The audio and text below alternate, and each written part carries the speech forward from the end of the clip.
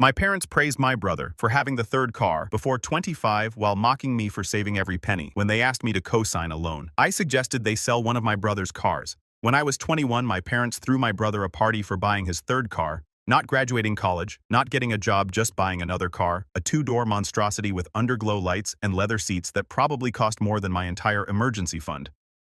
He rubbed it in the driveway like he was trying to summon a Fast and Furious cameo. I remember standing there with a solo cup of flat soda watching everyone fawn over it like it was a newborn. My mom even wiped a smudge off the hood like it was a baby's cheek. "Isn't he amazing?" she beamed. 3 cars before 25. I was 21, I had no car, no house, no parade in the driveway. Just a sad bank account and a savings jar labeled "break only if the apocalypse arrives." So when I mentioned that I'd finally saved up enough to open a high-interest savings account, a small win but a big one for me, my dad snorted. "No offense, Mason," he said, waving his drink like a pointer stick, "but saving pennies won't impress anyone. You can't drive a savings account." My brother Chad, yes, his actual name unfortunately added, "Yeah, bro, you should loosen up. Money's meant to move, not sit there like it's on life support." Everyone laughed. I didn't because I wasn't saving to impress anyone. I was saving so I wouldn't end up begging someone to split fries with me on the 5th of every month. That night, I went home to my tiny studio apartment above a nail salon and looked around at my mismatched furniture and flickering lamp. It didn't smell like new leather, sure more like nail polish remover and cheap ramen, but it was mine, paid in full every month. No credit cards, no iOS. I laid down on my futon, stared at the ceiling tiles, and promised myself one thing. I'd rather be broke on my own terms than flashy on someone else's dime. See, what no one at that party knew was that Chad's fleet of cars all financed every single one. My parents co-signed 2 of them. And when I asked my mom once if they could help me with tuition, she said, "You've always been independent." We're proud of that, right? So proud. In fact, they offered me leftover takeout when I visited and expected me to clap when Chad posted car selfies on Instagram with captions like, "Hustle hard, nap harder, flex biceps, automobile dashing away." He lived at home, rent-free. Meanwhile, I worked 40 hours a week in warehouse logistics plus evenings and weekends helping out a retired mechanic who paid me in greasy envelopes of 20s and meatball subs. Not glamorous, not post-worthy, but steady, and every dollar went towards something. Tools, emergency cash, eventually a beater car I bought off Craigslist that stalled at every 3rd red light. But hey, it didn't come with monthly payments or parental strings attached. By the time I turned 24, I had 2 years' worth of living expenses saved, no debt, and a side hustle fixing busted Beamers out of my friend's driveway. Oil changes, brake pads, whatever paid. Chad still at home, still revving, still tagging his Snapchats. Hashtag see you in progress. The only thing he was managing was our parents' patience and their wallets, but to them, he was going places. And I was just practical. My mom actually called me that once like it was a bad word. "Oh, Mason, he's just so practical," she said at Thanksgiving in the same tone you'd use for someone who collects lint or alphabetizes soup cans. She said it right after handing Chad a check for future investments. Mine just said, "Bring rolls next year." I'd be lying if I said it didn't sting. Every year, every holiday, every casual Sunday barbecue, I was the backdrop. The side note, the dependable one who didn't need much. And the truth was, they were right. I didn't need much. I just wanted respect. But respect wasn't flashy. It didn't have underglow or sound like a lawnmower on Red Bull. It looked like saving, working, showing up, and never asking for applause. And for a long time, I thought that meant I'd always be invisible, just a shadow in the background of someone else's highlight reel. But what they didn't know was while they chased attention, I was building something real. Quietly, brick by brick. By 26, I'd saved enough to lease a dusty 2-bay garage on the edge of town. The sign outside said Mason's Reliable Repair, hand-painted by a buddy who owed me for helping him move 3 times. It wasn't flashy, no vending machine, no waiting room espresso, just me, a second-hand lift, a few rolling tool chests, and the echo of every car problem within a 10-mile radius. Meanwhile, Chad had just wrecked his 4th car. Apparently a squirrel jumped out of nowhere. The tree he hit disagreed. I didn't hear it from him. I found out through Mom's Facebook posts. Prayers for Chad. Folded hands. Scary crash today. He's okay, thank God. Cars are replaceable, sons are not. Cue the comment section exploding with "OMG, what happened?" and "He's so strong." No mention of the fact that he wasn't wearing a seatbelt, was speeding through a cul-de-sac, and had just posted a selfie an hour earlier holding a Four Loko. But hey, inspirational, right? while Chad was getting emergency financing for car number 5. I was spending nights under the hood of a '92 Civic trying to convince the transmission to act like it had a future. I'd picked up a reputation in town. The guy who didn't rip you off, who worked late, who'd show up in the rain if your battery died in a grocery store parking lot. No silver spoon, just socket wrenches and scraped knuckles.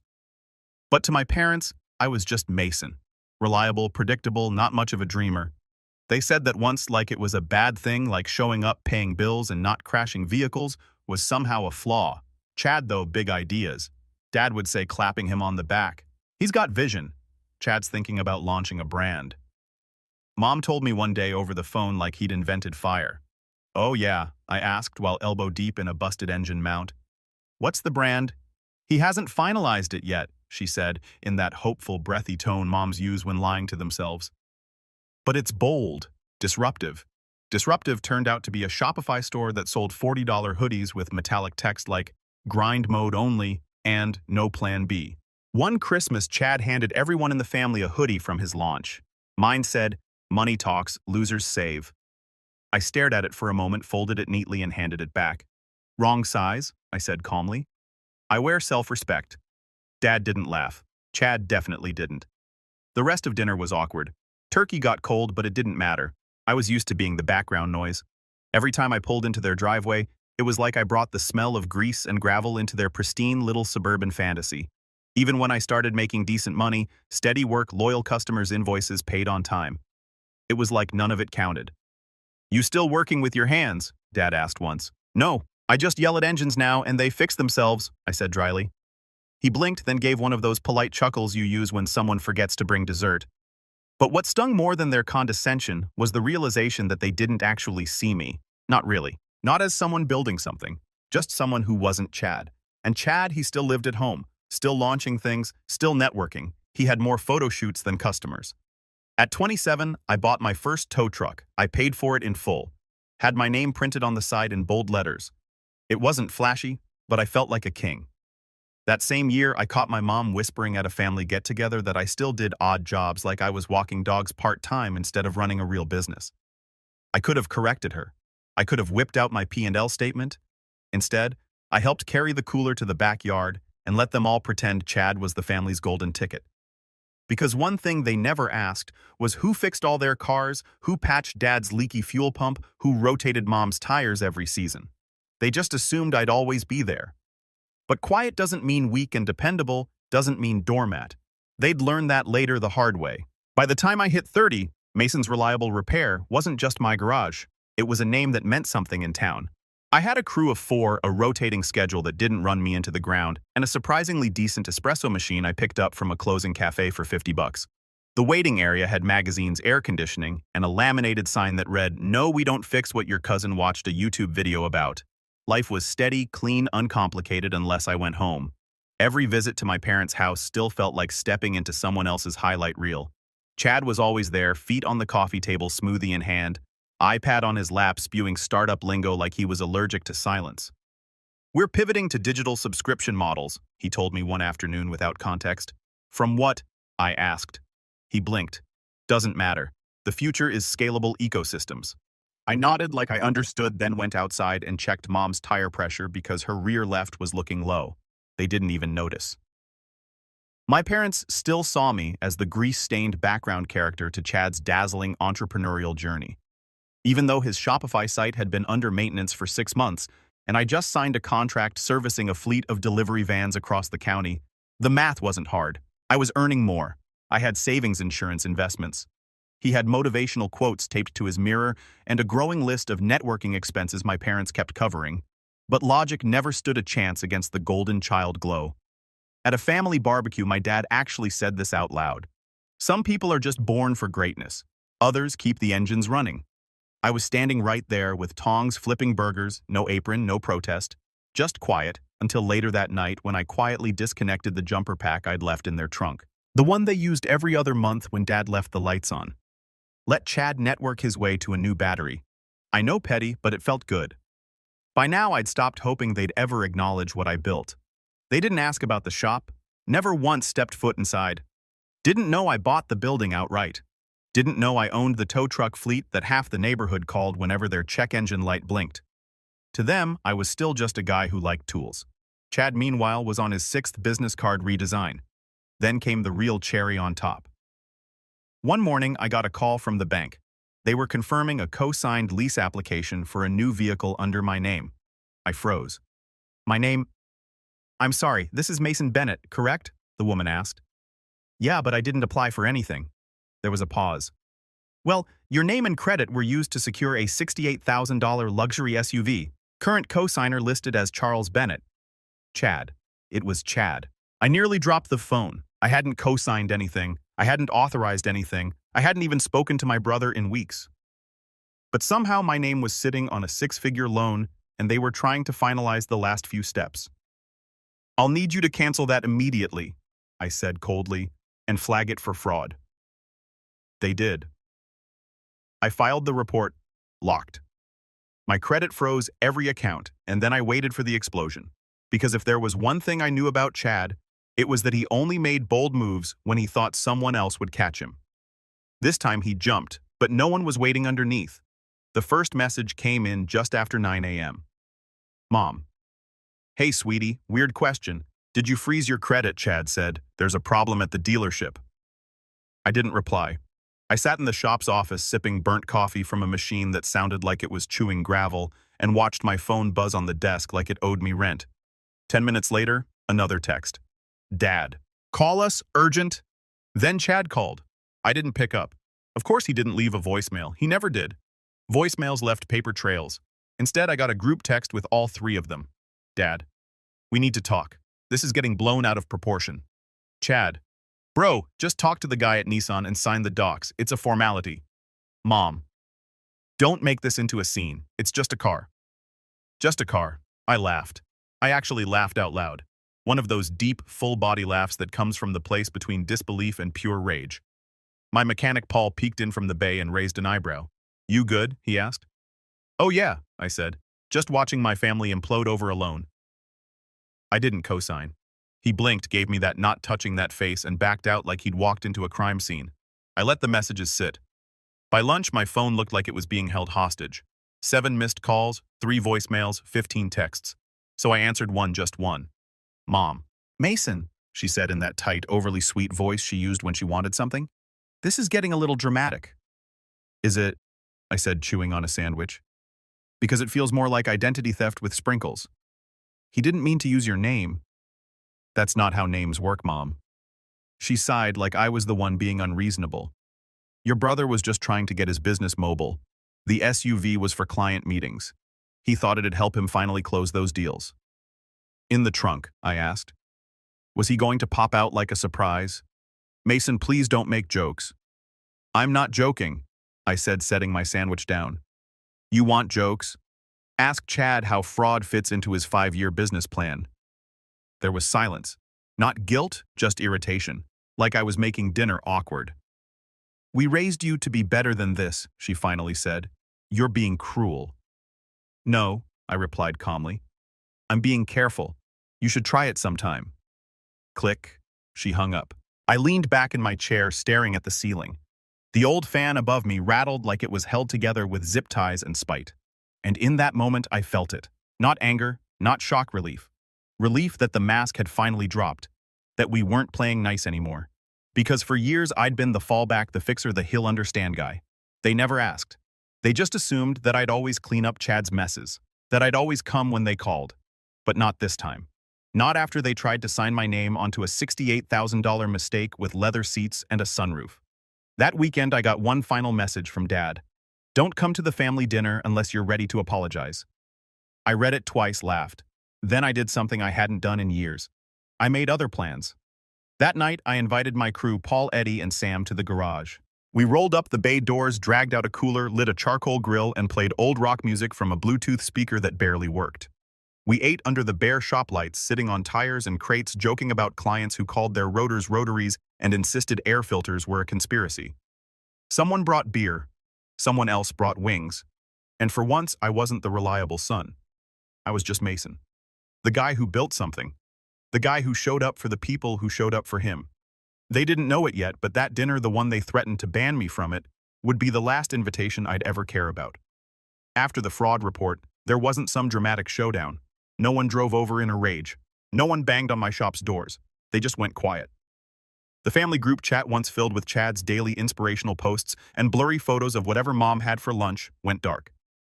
Dad stopped sending passive-aggressive memes. Even the annual invite to help clean the gutters before the snow hits mysteriously vanished.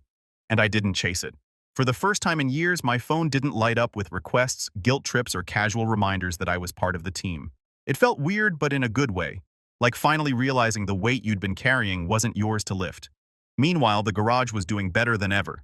I picked up a contract with a local courier service, 30 vans, high maintenance turnover, and zero tolerance for flaky shops. We got the job because Paul, my mechanic, who looked like he ate brake pads for breakfast, had fixed one of their vans on a Sunday when everyone else was closed. Word spread. Suddenly, Mason's Reliable Repair wasn't just a name, it was the go-to. We were booked 2 weeks out. I had to hire another tech. Then a second. Then a front desk guy who somehow got a 72-year-old client to leave a Yelp review in all caps. He fixed my muffler and my faith in men. I framed that one. I also finally bought out the garage next door, the place with the rusty fence and weird neon clock that always blinked 8888. It doubled our space. My guys celebrated with tacos. I celebrated by paying the invoice in full and not telling anyone but my accountant. And still nothing from the family. No congratulations, no drive-bys, no, hey, we were just in the area. I didn't expect it. But there was this small, stupid part of me, the kid who used to tape coupons to his allowance so he could buy tools that still thought maybe someone would say, "We're proud of you." Instead, what I got was winter. Our town doesn't do mild seasons. It does extremes. 1 week it's sunny, the next, it's 8 degrees Fahrenheit, and your breath turns to icicles before you even get to the car. My shop stayed slammed.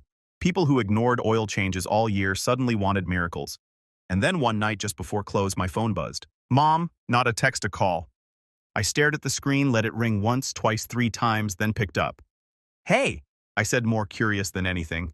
She didn't even say hi, just went straight into it. Mason, can you come by? I waited. The garage door is stuck, the power went out, Chad's car won't start, and your dad? He tried using jumper cables and something sparked, and now it smells like burning rubber. I blinked. She kept going. It's freezing. Your brother's on the phone with roadside assistance, but they're saying 2 hours. We're all stuck here, and your father refuses to call a tow. He said to ask you, just in case. Just in case. As if I wasn't their last resort, as if I hadn't been pushed out of every birthday, holiday, and family dinner for the past 2 years, I stayed quiet. Mason, she said again, quieter. Can you come? I let the silence hang for a moment. Then I asked, why not Chad? She paused. He's trying. He's inside looking for the manual.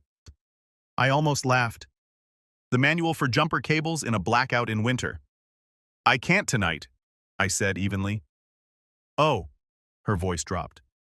Well, maybe tomorrow. No, I said. I mean, I can't anymore. Not tonight, not next time. I'm done showing up like a spare tire. Another pause. Then, your father won't like that. I smiled to myself. He never did. I hung up gently. No drama, no last words, just peace. For the next few weeks, I didn't hear from them.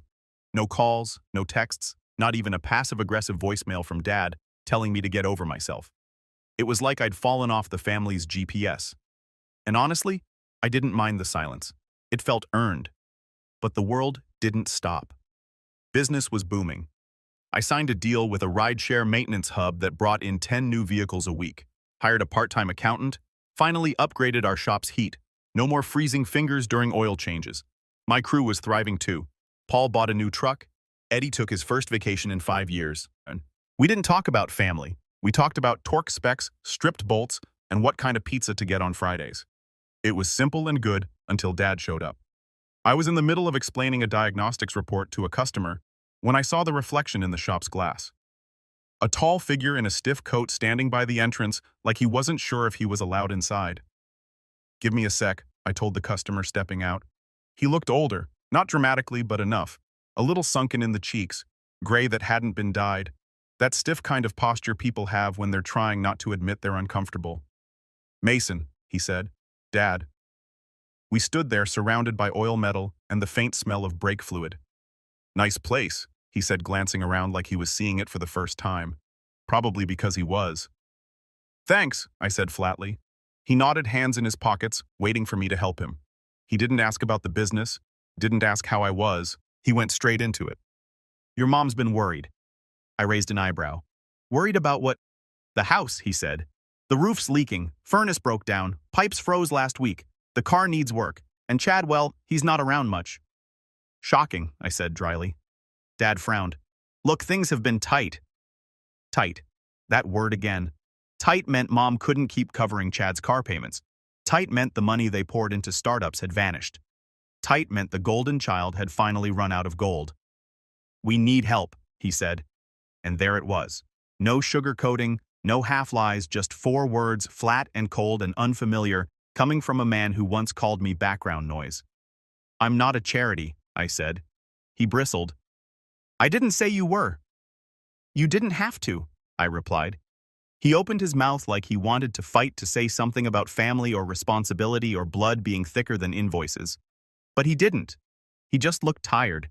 You know, I added, you once said some people keep the engine running and some are born for greatness. He looked down. Turns out you were right.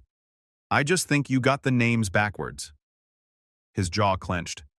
I thought he'd storm out, maybe yell, but he didn't. Instead, he said, Can we at least talk? I shrugged. Book an appointment. I'm busy this week. And I turned around, walked back into the shop, and left him standing there between a rusted Civic and a leaking minivan, right where he used to think I belong. It took exactly 4 days. 4 days after Dad showed up at my shop, Chad appeared. And I don't mean a phone call or a message or some lazy, you up text at 2 a.m. No, he walked into the garage like it was a social call, like he wasn't the reason my credit had nearly flatlined. Sunglasses indoors in winter. He looked like a failed influencer who just learned his sponsorship fell through. Mason, he said, arms wide like we were brothers from a movie instead of real life. Bro, it's been a minute. I didn't get up, didn't even blink. Paul over in the corner saw him and instinctively grabbed a wrench.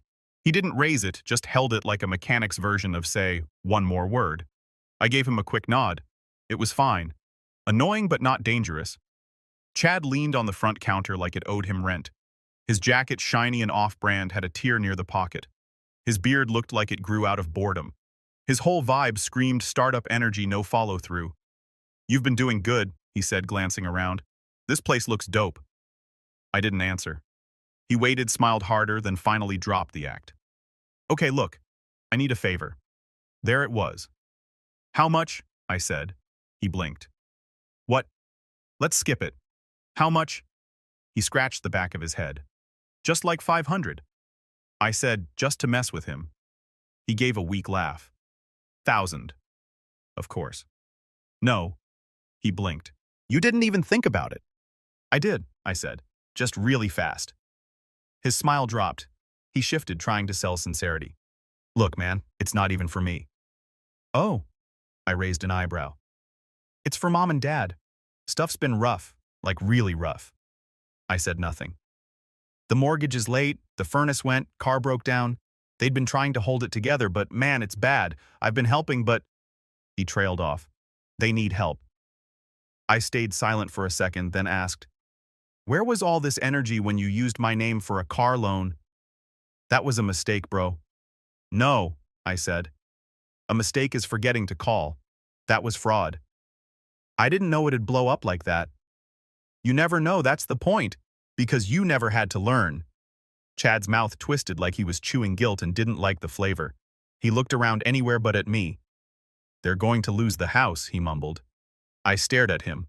Then they'll finally understand what it feels like to live under pressure. Something I've known since I was a teenager eating dollar ramen while you were crashing Lexuses. Chad winced. You think I'm being harsh? I added. But you don't get it. For years I was the one fixing leaks, changing bulbs, paying for Mom's medicine in secret. You were the one getting applause. I didn't ask for applause, he muttered. No, you just took the credit. I stood up, walked out from behind the counter. He stiffened. I'm not doing this anymore, I said. I'm not the backup son, not the fixer, not the wallet. They're your parents, too, he said quietly. I nodded slowly. Yeah, they were. Until they traded me for a mascot. He swallowed hard. So that's it. I'm done funding mistakes, yours or anybody's. He opened his mouth, then closed it again. "You know," he said at last, "you always wanted to be better than me." I tilted my head. "No," I said. "I just wanted to be free from you, and that was the difference." I didn't need to beat him. I just needed to get away. He stood there a moment longer, then turned and walked out. No tantrum, no slamming doors, just silence and shame. Finally, I watched him go, then turned to Paul, who was holding 2 wrenches now. "You good?" he asked again. "Yeah," I said. Then I exhaled, and for the first time in years, I felt lighter. A week passed, then 2. No more visits, no more calls, just quiet. The kind that didn't ask to be fixed. Then one morning, I was elbow deep in a suspension job when a delivery guy walked in with a clipboard and an envelope. "You, Mason?" "Yeah." Certified letter, signature required. I wiped my hands and signed. Inside a formal, official-looking notice return address, a law office. The letter was short, cold, clinical. Apparently my parents were formally listing their house for sale. They were defaulting on the mortgage. The debts had caught up. At the bottom was a note scribbled in Mom's handwriting. "If you change your mind, we'd still take help. Love, Mom." I stood there in silence for a long moment. Not angry, not vindicated, just still. It wasn't that I wanted to see them fall, but I wasn't going to keep throwing rope to people who'd used it to pull me down. A few days later, I was driving to pick up a part when I saw the for sale sign out front of their house. The place looked smaller than I remembered. Older, cracked driveway, bent mailbox, a lawn that hadn't seen love in years. And there on the porch bench sat Dad. Not proud, not glaring, just tired. He didn't see me. Or maybe he did, but didn't move. I didn't stop. I just kept driving because I finally understood. I hadn't won. I'd survived, and then I'd built. I made something out of nothing while they burned through everything and still believed they were ahead. Later that evening, my phone buzzed. Unknown number. I almost ignored it, but answered out of curiosity. A woman's voice. Nervous. "Hi, is this Mason? I'm so sorry to bother you. I got your number from a friend. I heard you do good work. My car died on the freeway and I really need a ride across town. No one else picked up." I paused, blinked, and smiled because I knew that voice. It was my mother.